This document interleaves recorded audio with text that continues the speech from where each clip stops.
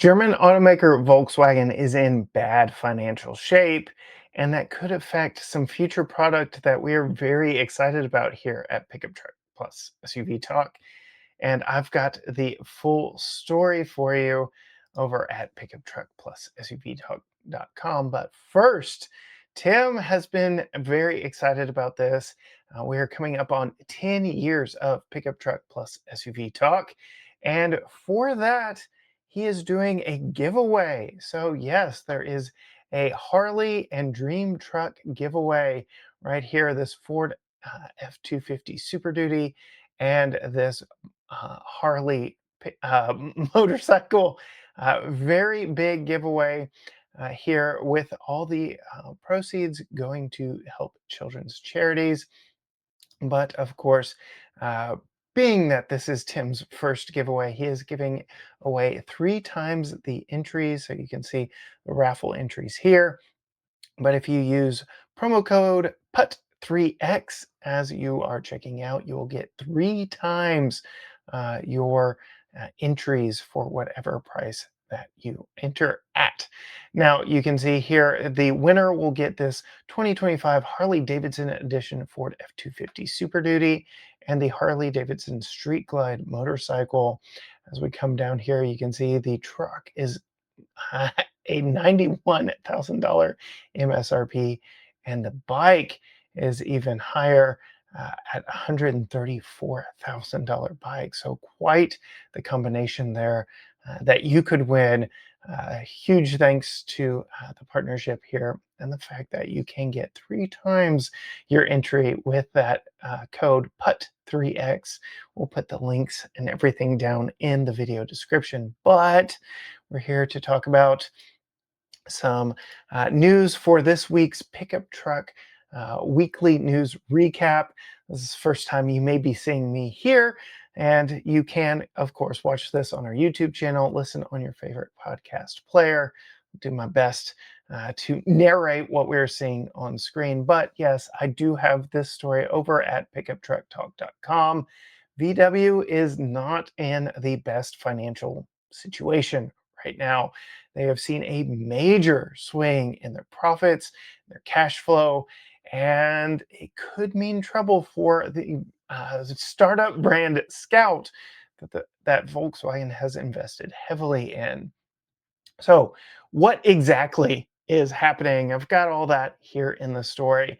We've already covered the fact that they are facing a huge strike at their only US plant in Chattanooga, but now they are seeing an operating loss in Q3 2025 of $1.5 billion. And that is not so great when you consider they were at a $3.2 billion operating profit this time last year. So, massive swing in their financial situation, to which the CEO of Volkswagen Auto Group, the big parent conglomerate company that owns Porsche and Audi, and let's see, we've got Cupra and even Lamborghini. Um, they are saying they are set to close some factories, which is not good news for the automaker. It is looking fairly bleak. They are planning some drastic measures to right the current wrongs with the situation. The CEO is saying workforce reduction is going to be the best, quickest way to get to that. So, again, plant closures more than anything. But we've got some leaders in the company saying that there is about $11.6 million that they need to just trim the fat from, to which they're saying we need to be finally be brave and honest enough to throw things overboard that are being duplicated. We simply don't need the ballast. So, ballast, that is the word that really struck out to me when reading through that, which brings us to Scout Motors. I know we've covered Scout a little bit here at Pickup Truck Plus SUV Talk. It is a new brand with a rich history here stateside. They are a wholly owned subsidiary of the Volkswagen Group, and more specifically, they're under a finance wing of VW. But you can see there is a substantial contribution from VW, nearly $500 million into Scout Motors here in their financial statements from 2023. Basically, they are invested in Scout Motors, this brand that spun off from uh, the International Scout uh, in the 60s through the 80s. And now they're allowed to operate under VW's leadership as basically an independent company. They've moved their headquarters to North Carolina. They're building a massive plant to produce their two vehicles, the Traveler SUV and the Terra pickup truck.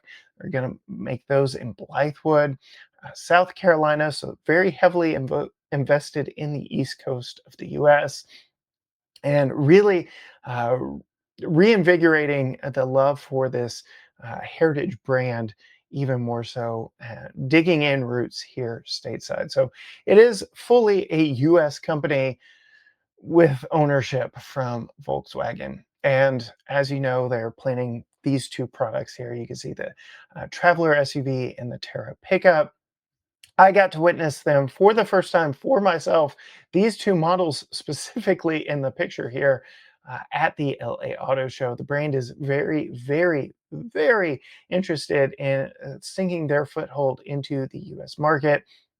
You know, this segment is very popular with the Jeep Wrangler, with the Bronco set to perhaps overtake Wrangler in overall sales. There's a big battle going on there. And now Scout is looking to join in the mix with this Traveler. And we had rumors very early on that Ford was going to make a Bronco pickup truck, but the Ranger kind of fills that niche for Ford. But we do have the Gladiator pickup truck from Jeep. So, again, a very combative segment here in the States. But that's where we've got things going on with Scout. Now, could VW sell Scout? Yes, it is always a possibility that brands could sell brands to other brands. We've seen that happen over and over throughout the years. And this would be nothing new to that. But Scout itself is really establishing itself here stateside, but they are yet to actually produce product. We don't expect the first customers until calendar 2027. So we still have a full calendar year to go before we actually see Scout vehicles in driveways. That could happen a little earlier for media. We may get to drive one a little bit ahead of time, but the brand still says they're on budget and on track for 2027 deliverables. And we're hoping that that is the case. But yes, they're definitely a potential bit of ballast that parent company Volkswagen could shed, which got me to thinking, who would buy Scout if they were on the chopping block? There are a lot of automotive brands out there. There are a lot of automotive brands looking to play in this off road space. So I got my thinking cap on and started thinking through some major brands that could play in a bidding war, so to speak, for Scout Motors. Should VW try and generate some instant cash that way? Now, there are some obvious non-starters here, Stellantis being the first and foremost. Obviously, they already have Jeep. They've got the Gladiator, the Wrangler. They don't need Scout by any means. They are already playing heavily in that space. They are the segment sales leader currently. And with the Jeep Wrangler 4xe being the number one selling plug-in hybrid here stateside, they really don't need hybrid, and they're also having some initial launch problems with a lot of their EVs. So I just don't see this as a starter for the brand. I think that that would just put them way off course. Another non-starter, Nissan. Nissan has their own financial problems right now. There have been talks on again, off again mergers with Honda. I don't know. They just are not on sound financial footing. And we've even got the brand leadership teasing a body on frame revival of the Pathfinder nameplate, which is currently a unibody SUV. And we've heard rumors that they want to bring the Xterra back, and they want to bring it back for under $30,000, which would be very exciting, but we will see if and when that happens. So, my list of top 5 contributors, possible landing places for Scout, starts with Ford Motor Company. Much like Stellantis, they're already playing in the space. Bronco is threatening the Wrangler for sales dominance in this off road midsize SUV segment, but they're lagging a little bit behind in hybrid offerings in this size class, in that they don't really have one stateside. They do have a hybrid in the full size F 150, the Power Boost, and all that going on there, but they don't have anything in the midsize segment. They definitely don't have an EV first mentality to the hybrid. They have full EVs in their Mach E division, with the Mach E and the Ford F-150 Lightning, but those are on shaky ground as well, with US sales of EVs sort of drying up after the current administration wiped out the EV tax credits. The brand is not so EV first as they once were. They're also working on producing the sub $30,000 modular EV pickup truck.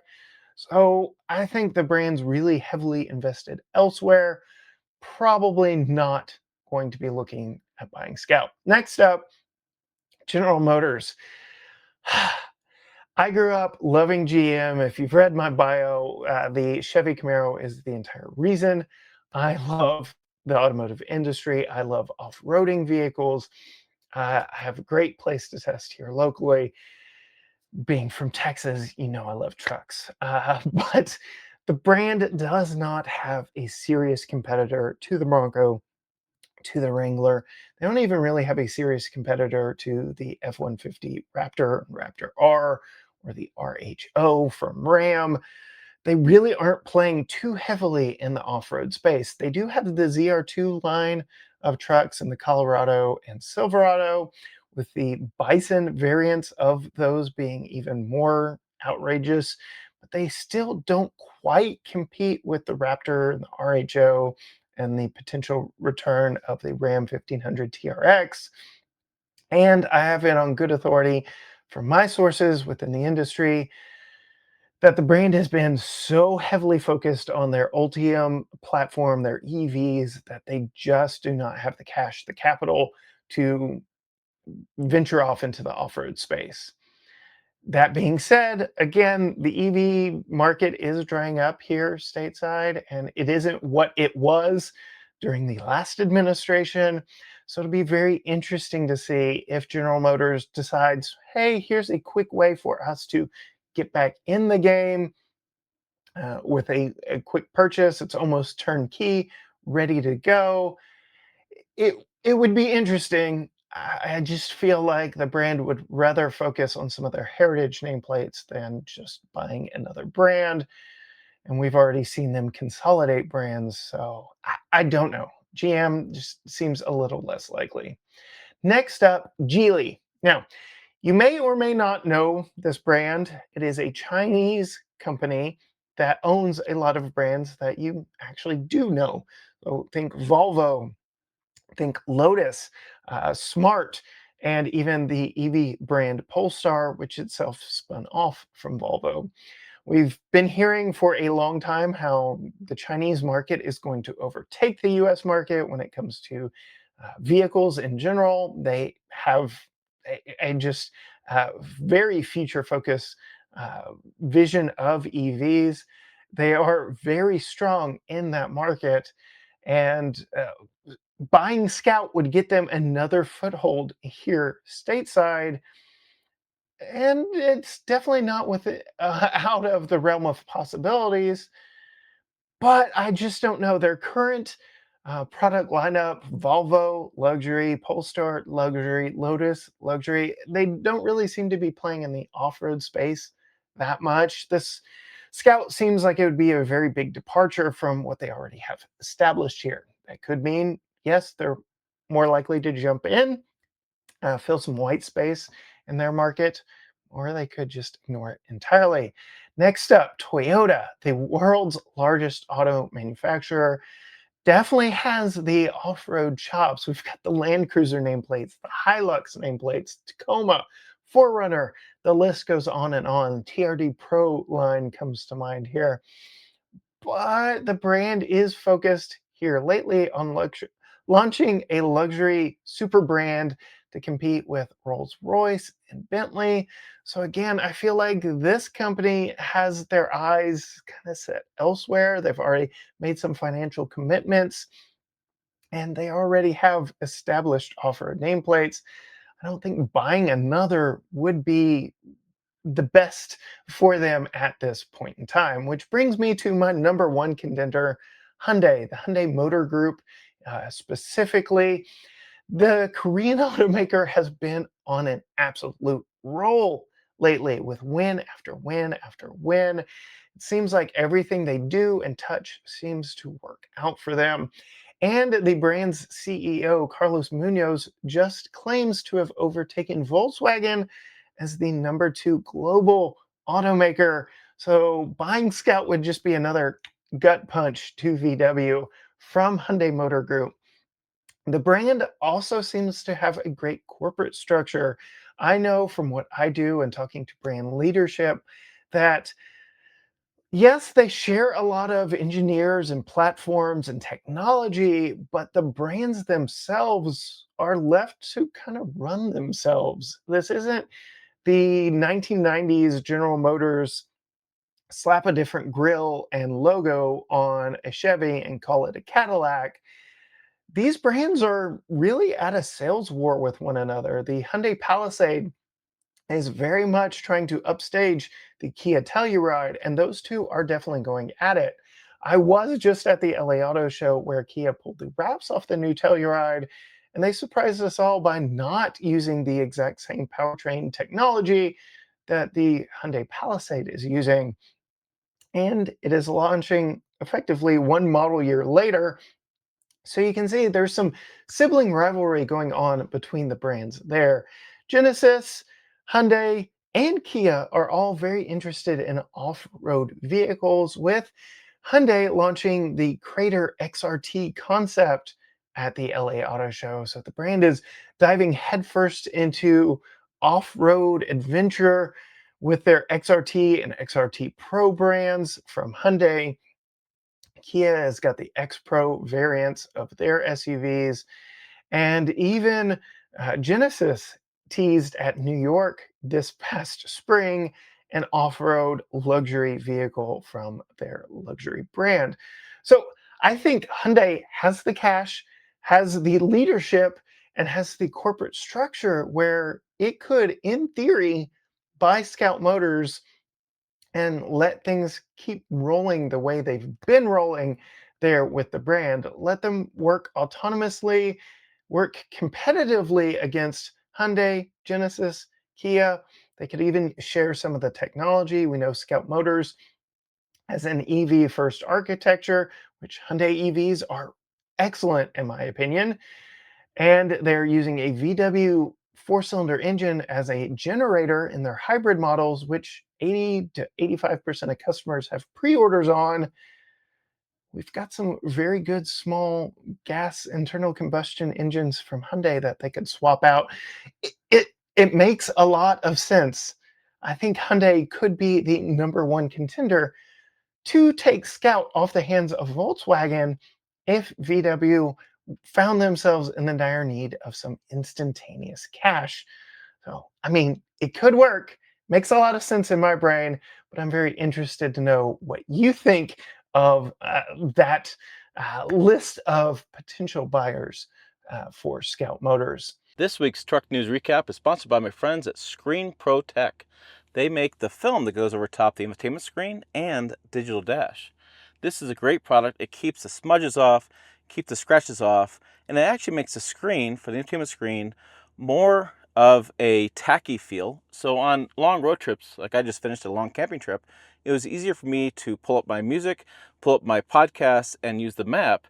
My finger didn't slip around so much on the screen, and it was easier to use those systems. I also kept off a lot of the smudges, fingerprints, and didn't have any scratches from, say, anything I was using. The screen still looks brand new. Have any problems with it, I can peel it right off. I can order a new piece of film, go over top of it. It's like you would with a cell phone. It keeps that screen nice. So I'm not worried about any time in the future having a scratched screen, and I can keep that looking like brand new. Go ahead and get yours at screenprotect.com.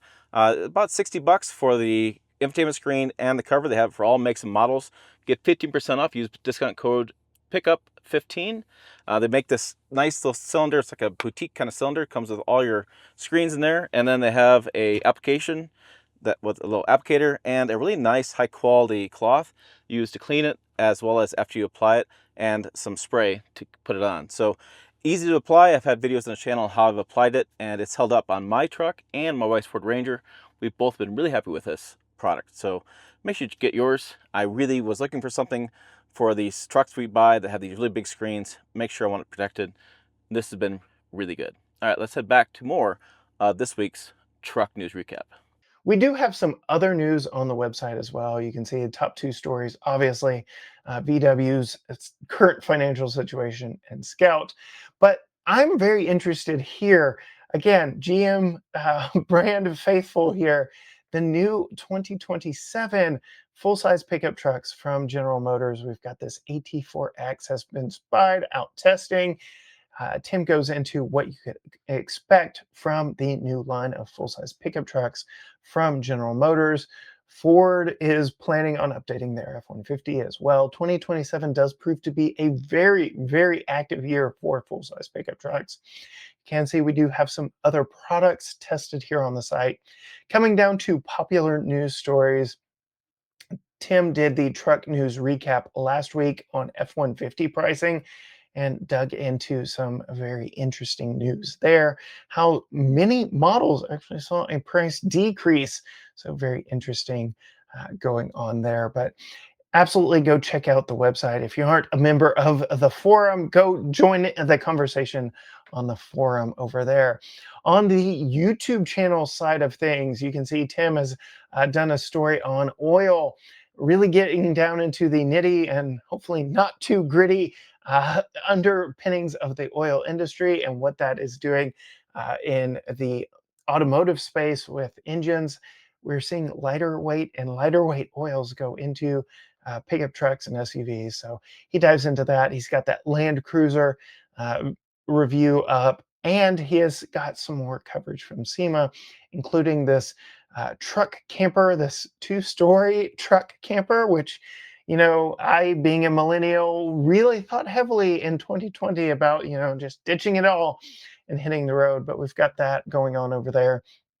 Some Hummer news, some more news from me that Tim did cover over on the last news recap. And then on the shorts side of things, we've got a lot of news over there, some stories from Andy and Mercedes on how you can upfit your vehicles if you want it yourself. But there you can see Tim diving into the pricing of pickup trucks. And then I got a little scoop while I was in LA. Ford has done some sneaky, small, subtle changes to the 2026 Ford Bronco, including adding this much needed handle to the A-pillar and the roofline that my family, my 5-foot wife, very much does appreciate. Every time we review a Bronco, that is her number one complaint. She wants a handle higher than this one here on the dash, just to make it easier to climb into. So lots of news and quick stories over there on the YouTube channel. And then, of course, you can support us at Pickup Truck Plus SUV Talk through our Patreon. There's lots of different membership options and perks over here. But yes, you can join in and donate, being part of the fan club and helping support all the news that we do here, covering the latest in pickup trucks and SUVs. Lots going on. Again, thank you for sticking with me. My first weekly news recap here. Um, the industry is just so very exciting to me. I love, again, being from Texas, love pickup trucks, love SUVs, love off-road culture. So very much looking forward to bringing more of that content to you here with Pickup Truck Plus SUV Talk. As always, all the links for everything, the Screen Protect, screen protector, the sweepstakes that Tim is running, all that can be found down in the video description. You can find more news from us at Pickup Truck Plus SUV Talk on the web, on YouTube. And as always, I will see you down the road.